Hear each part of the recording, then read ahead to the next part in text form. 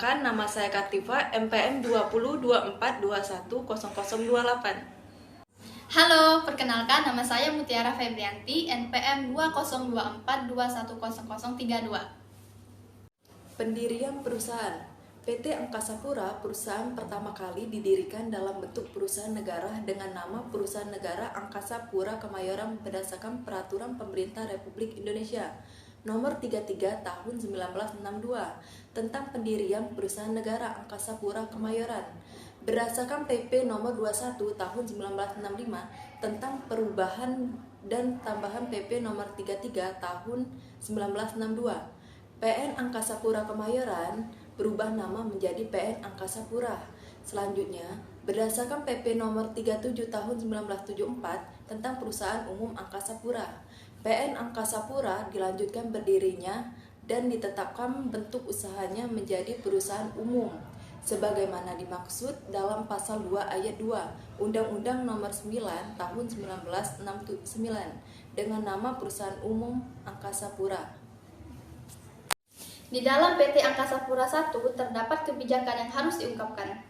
Kebijakan akuntansi yang diterapkan dalam penyusunan laporan keuangan tersendiri entitas induk adalah sama dengan kebijakan akuntansi yang diterapkan dalam penyusunan laporan keuangan konsolidasian, sebagaimana diungkapkan dalam catatan 2 atas laporan keuangan konsolidasian, kecuali untuk penyertaan pada entitas anak dan entitas asosiasi. Sesuai dengan PSAK nomor 4 revisi 2009, entitas induk mencatat penyertaan pada entitas anak dan entitas asosiasi dengan menggunakan metode biaya. Entitas induk juga mengakui dividen dari entitas anak dan entitas asosiasi pada laporan laba rugi dalam laporan keuangan tersendiri ketika hak menerima dividen ditetapkan. Metode yang digunakan dalam laporan keuangan PT Angkasa Pura I yaitu metode akrual. Laporan keuangan konsolidasian, kecuali laporan arus kas konsolidasian, disusun berdasarkan konsep akrual dan biaya perolehan historis, kecuali beberapa akun tertentu yang diukur dengan cara sebagaimana yang diuraikan dalam kebijakan akuntansi yang di akun yang bersangkutan. Laporan arus kas konsolidasian disajikan dengan menggunakan metode langsung yang mengelompokkan penerimaan dan pengeluaran kas dan setara kas ke dalam aktivitas operasi, investasi, dan pendanaan. Untuk tujuan penyajian laporan arus kas konsolidasian, kas dan setara kas terdiri dari kas dan bank, simpanan yang sewaktu-waktu bisa dicairkan, dan investasi lancar jangka pendek lainnya yang jatuh tempo dalam waktu 3 bulan atau kurang, dikurangi dengan cerukan. Seluruh angka dalam laporan keuangan konsolidasian ini dibulatkan dan disajikan dalam ribuan rupiah, kecuali dinyatakan lain. Mata uang yang digunakan dalam penyusunan laporan keuangan konsolidasian adalah mata uang rupiah Indonesia atau Rp, yang merupakan mata uang fungsional perusahaan dan entitas anak. Liabilitas keuangan kelompok usaha terdiri dari pinjaman bank jangka pendek, utang usaha, beban akrual, liabilitas jangka pendek lainnya, utang bank, liabilitas jangka panjang lainnya, utang obligasi, dan liabilitas sewa diklasifikasi sebagaimana liabilitas keuangan yang diukur dengan biaya diamortisasi. Perusahaan tidak memiliki liabilitas keuangan yang diukur pada nilai wajar melalui laba rugi. Pada tanggal pelaporan, akrual beban bunga dicatat secara terpisah dari pokok pinjaman terkait dalam bagian liabilitas jangka pendek. Keuntungan atau kerugian harus diakui dalam laba rugi ketika liabilitas tersebut dihentikan pengakuannya serta melalui proses amortisasi SBE. Aset dalam penyelesaian dinyatakan sebesar biaya perolehan yang ditentukan berdasarkan basis akrual dan kemajuan fisik pekerjaan serta disajikan sebagai bagian dari aset tetap. Biaya perolehan termasuk kapitalisasi, beban bunga, dan laba rugi selisih kurs. Jika ada, atas pinjaman dan biaya lainnya yang terjadi sehubungan dengan pembiayaan aset dalam penyelesaian tersebut. Catatan 2N kapitalisasi biaya pinjaman, akrual sehubungan dengan perolehan aset tetap disajikan sebagai bagian dari akrual utang lain-lain. Selanjutnya, rasio-rasio keuangan konsolidasian penting. Pertama, rasio pertumbuhan. Pada tanggal 31 Maret 2021, terdapat total aset min 1,07, total liabilitas 2,16, total ekuitas min 8,14, penjualan bersih min 65,67. Laba rugi tahun berjalan min 552,75. Pada tanggal 31 Desember 2020, total aset min 0,49, total liabilitas 9,01, total ekuitas min 16,42, penjualan bersih min 58,07, laba rugi tahun berjalan min 260,33. Pada tanggal 31 Desember 2019, total aset 35,36, total liabilitas 61,90, total ekuitas 6,17, penjualan bersih 1,30, laba rugi tahun berjalan min 27,60. Selanjutnya, rasio profitabilitas. Pada tanggal 31 Maret 2021, margin laba bruto min 91,10, margin earning before interest min 20,43, rasio laba periode tahun berjalan terhadap penjualan min 164,14, rasio laba periode tahun berjalan terhadap total aset min 2,43, rasio laba periode tahun berjalan terhadap total ekuitas min 8,33. 31 Desember 2020, margin laba bruto min 47,57, margin earning before interest min 6,02, rasio laba periode tahun berjalan terhadap penjualan min 64,34, rasio laba periode tahun berjalan terhadap total aset min 5,47, rasio laba periode tahun berjalan terhadap total ekuitas min 17,43. 31 Desember 2019, margin laba bruto 31,57, margin earning before interest 45,52, rasio laba periode tahun berjalan terhadap penjualan 16,82, rasio laba periode tahun berjalan terhadap total aset 3,39, rasio laba periode tahun berjalan terhadap total ekuitas 9,09. Selanjutnya, rasio likuiditas. Pada tanggal 31 Maret 2021, rasio kas 0,21, rasio lancar 0,70. 31 Desember 2020, rasio kas 0,33, rasio lancar 0,81. 31 Desember 2019, rasio kas 1, rasio lancar 1,33. Selanjutnya, rasio solvabilitas. Pada tanggal 31 Maret 2021, EBITDA terhadap beban keuangan 0,28, rasio liabilitas terhadap ekuitas 2,43, rasio liabilitas terhadap total aset 0,71, pinjaman berbunga terhadap ekuitas 2,04, pinjaman berbunga terhadap EBITDA min 197,08. Pada tanggal 31 Desember 2020, EBITDA terhadap beban keuangan min 0,17, rasio liabilitas terhadap ekuitas 2,19, rasio liabilitas terhadap total aset 0,69, pinjaman berbunga terhadap ekuitas 1,84, pinjaman berbunga terhadap EBITDA min 113,12. Pada tanggal 31 Desember 2019, EBITDA terhadap beban keuangan 4,57, rasio liabilitas terhadap ekuitas 1,68, rasio liabilitas terhadap total aset 0,63, pinjaman berbunga terhadap ekuitas 1,28, pinjaman berbunga terhadap EBITDA 5,20. PT Angkasa Pura I memiliki perubahan kebijakan akuntansi dengan laporan sebelumnya.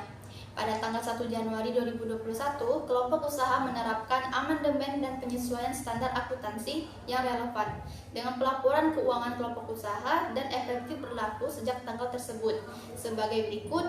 Yang satu, amandemen PSAK 22, kombinasi bisnis tentang definisi bisnis.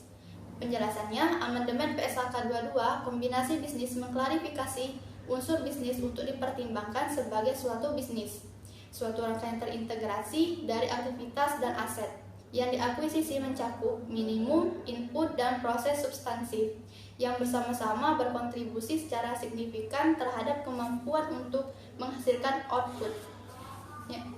Yang kedua, amandemen PSAK 71, instrumen keuangan amandemen PSAK 55. Instrumen keuangan maksudnya pengakuan dan pengukuran amandemen PSAK 60, instrumen keuangan sama saja dengan pengungkapan amandemen PSAK 62. kontrak asuransi dan amandemen PSAK 73. Sewa tentang reformasi acuan suku bunga tahap 2 diadopsi dari IFRS tentang Interest Rate Benchmark Reform Phase. Yang ketiga, kontrak asuransi dari PSAK 73. Sewa yang terkait dengan perubahan dasar untuk menentukan arus kas kontraktual dari aset keuangan, liabilitas keuangan, dan liabilitas sewa. Akuntansi lindung, nilai, dan pengungkapan. Pada tanggal 1 Januari 2022, kelompok usaha menerapkan amandemen dan penyesuaian standar akuntansi yang relevan dengan pelaporan keuangan kelompok usaha dan efektif berlaku sejak tanggal tersebut sebagai berikut. 1.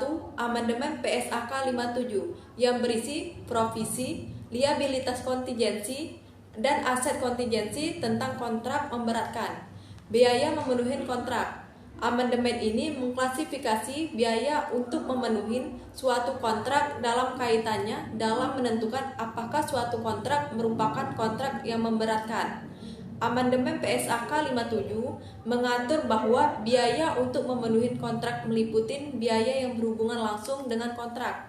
Biaya yang berhubungan langsung dengan kontrak terdiri dari 1. Transaksi instrumental untuk memenuhi kontrak tersebut, dan 2. Alokasi biaya lain yang berhubungan langsung untuk memenuhi kontrak. Kemudian di dalam PT Angkasa Pura I terdapat transaksi yang berasal dari pihak yang mempunyai hak mengontrol perusahaan atau hubungan istimewa. Pada tanggal 31 Maret 2022, perusahaan telah menandatangani perjanjian dengan PT Bank Pembangunan Daerah Jawa Timur (TBK), PT Bank DKI, PT Bank Pembangunan Daerah Papua, PT Bank Pembangunan Daerah-Daerah Istimewa Yogyakarta, dan PT Bank Pembangunan Daerah Bali dengan periode yang disepakati atau periode standstill sejak tanggal 1 Maret 2022 sampai dengan 30 Juni 2022 atau tanggal lain yang disepakati secara tertulis oleh para pihak selambat-lambatnya tanggal 31 Desember 2022, di mana selama periode yang disepakati, periode standstill menyetujui untuk menangguhkan sebagian pembayaran kewajiban bunga mulai periode 1 Maret 2022 sampai dengan tanggal 30 Juni 2022 atau tanggal lain yang disepakati secara tertulis oleh para pihak selambat-lambatnya tanggal 31 Desember 2022 atau sampai dengan perjanjian definitif ditandatangani oleh perusahaan dengan seluruh kreditur mana yang lebih dahulu terjadi, dengan ketentuan debitur hanya membayar bunga atas fasilitas sebesar minimal 2% per tahun sesuai jadwal pembayaran bunga, dan untuk pembayaran sisa bunga yang ditangguhkan atas fasilitas yang terhutang akan diatur lebih lanjut pada perjanjian definitif. Selama masa periode standstill tersebut, seluruh pihak setuju untuk menegosiasikan ketentuan restrukturisasi yang diajukan dengan itikat baik, termasuk di dalamnya menunjuk konsultan hukum yang disepakati kreditur sindikasi sampai dengan penyelesaian perjanjian berakhir. Pada tanggal 1 Januari 2022, kelompok usaha menerapkan amandemen dan penyesuaian standar akuntansi yang relevan dengan pelaporan keuangan kelompok usaha dan efektif berlaku sejak tanggal tersebut sebagai berikut. 1. Amandemen PSAK 57 yang berisi provisi, liabilitas kontingensi, dan aset kontingensi tentang kontrak memberatkan biaya memenuhi kontrak. Amandemen ini mengklasifikasi biaya untuk memenuhi suatu kontrak dalam kaitannya dalam menentukan apakah suatu kontrak merupakan kontrak yang memberatkan. Amandemen PSAK 57 mengatur bahwa biaya untuk memenuhi kontrak meliputi biaya yang berhubungan langsung dengan kontrak. Biaya yang berhubungan langsung dengan kontrak terdiri dari 1. Transaksi instrumental untuk memenuhi kontrak tersebut, dan 2. Alokasi biaya lain yang berhubungan langsung untuk memenuhi kontrak. Selanjutnya, sifat hubungan dan jenis transaksi dengan pihak berrelasi sebagai berikut. Sifat relasinya: 1. Pemegang saham. Nama pihak berrelasinya Pemerintah Republik Indonesia dan PT Aviasi Pariwisata Indonesia. Jenis transaksinya: setoran saham, dividen, jasa konsesi, setoran saham. Kedua, sifat relasi entitas yang berrelasi dengan pemerintah. Nama pihak berrelasinya yaitu PT Bank Mandiri, PT Bank Rakyat Indonesia, PT Bank Negara Indonesia, PT Bank Tabungan Negara, PT Bank Syariah Indonesia, PT Garuda Indonesia, PT Pertamina, PT Perusahaan Listrik Negara, PT Telekomunikasi Indonesia, PT Asuransi Jasa Indonesia, PT Asuransi Umum, Penyelenggara Pelayanan Navigasi, Penerbangan Indonesia, perusahaan badan usaha milik negara. Jenis transaksinya yaitu jasa perbankan dan penjualan jasa, serta penjualan jasa pembangunan. Ketiga, yaitu sifat relasinya entitas asosiasi, yaitu nama pihak berelasinya PT Gapura Angkasa, PT Jasa Marga Bali Tol, PT Bandara Internasional Batam, dan jenis transaksinya penjualan jasa. Keempat, sifat relasi imbalan kerja. Nama pihak yang berelasi yaitu Dana Pensiun Angkasa Pura, dan jenis pihak relasi yaitu jasa pensiun. Kelima, sifat relasinya yaitu entitas anak. Nama pihak yang berelasinya PT Angkasa Pura Support, PT Angkasa Pura Hotel, PT Angkasa Pura Logistik, PT Angkasa Pura Property, dan PT Angkasa Pura Retail. Dan jenis transaksinya penjualan jasa dan penjualan jasa pembangunan, penjualan jasa atau sales. Transaksi dengan pihak yang berelasi. Transaksi dengan pihak berelasi dalam kegiatan usahanya, perusahaan dan entitas anak melakukan transaksi tertentu dengan pihak yang berelasi. Rincian akun signifikan dengan pihak-pihak berelasi seperti pemerintah, entitas pemerintah, atau dinyatakan lainnya sebagai berikut. Pada tanggal 30 Juni 2022, terdiri dari aset, kas, dan setara kas dengan jumlah 1.407.872.555. Investasi jangka pendek 58.425.000. Piutang usaha 465.166.711. Investasi jangka panjang 18.035.059. Total 1.949.494.325. Presentasi dari total aset 4,69. Liabilitas terdiri dari utang usaha 8.107.111. Utang bank dan pinjaman sindikasi 16.206.953.984. Utang lain-lain 870.840.103. Total 17.550.901.198. Presentasi dari total liabilitas 52,40%. Tanggal 31 Desember 2021 terdiri dari aset, kas dan setara kas 1.197.901.88, investasi jangka pendek 38.782.500, piutang usaha 444.691.317, investasi jangka panjang 21.389.88, totalnya 1.702.763.993. Presentasi dari total aset 3,99%. Liabilitas utang usaha 126.358.447, utang bank dari pinjaman sindikasi 116.257.330.459, utang lain-lain 834.313.13, totalnya 17.218.001.919. Presentasi dari total liabilitas 52,88. Untuk periode yang berakhir pada tanggal 30 Juni, terdiri dari pendapatan dan persentase total pendapatan. Pada tahun 2022, pendapatan PT Garuda Indonesia 83.755.925 dengan persentase 3,84%. PT Citylink Indonesia 32.213.730 dengan persentase 1,48%. PT Pertamina Patra Niaga 24.267.060 dengan persentase 1,11%. PT Gapura Angkasa 23.054.261 dengan persentase 1,06%. PT Pelita Air Service 20.448.449 dengan persentase 0,94%. lainnya 115.261.891 dengan persentase 5,29. Pada tahun 2021, pendapatan PT Garuda Indonesia 84.933.878 dengan persentase 6,04%. PT Citylink Indonesia 35.532.214 dengan persentase 2,31%. PT Pertamina Patraniaga 0 dengan persentase juga 0. PT Gapura Angkasa 25.431.233 dengan persentase 1,81%.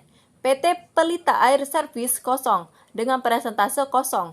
Lainnya 88.068.432 dengan persentase 6,26%. Subtotal 230.965.757 dengan persentase 16,42.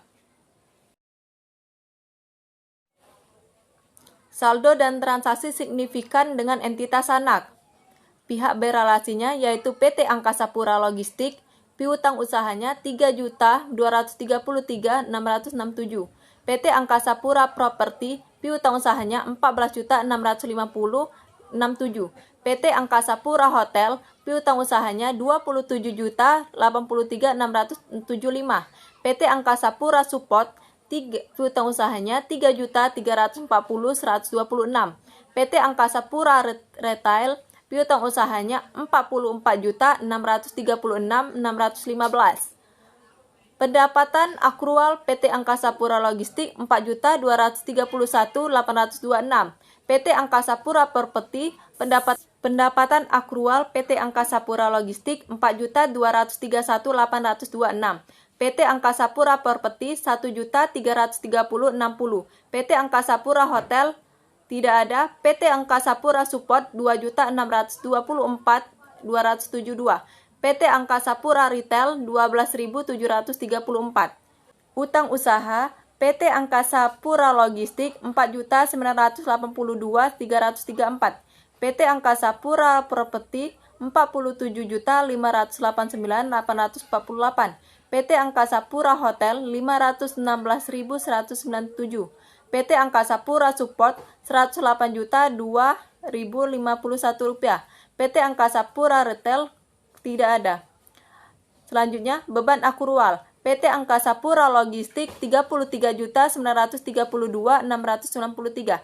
PT Angkasa Pura Properti tidak ada. PT Angkasa Pura Hotel 3.498. PT Angkasa Pura Support 14.055.183. PT Angkasa Pura Retail tidak ada.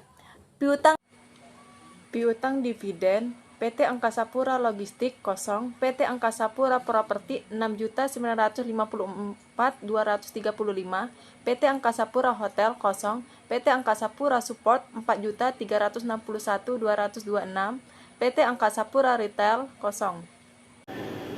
Adapun liabilitas kontingensi pada PT Angkasa Pura I memiliki liabilitas kontingensi yang timbul dari kewajiban hukum suatu kontrak dengan pihak lain, peraturan perundang-undangan atau pelaksanaan produk hukum lainnya.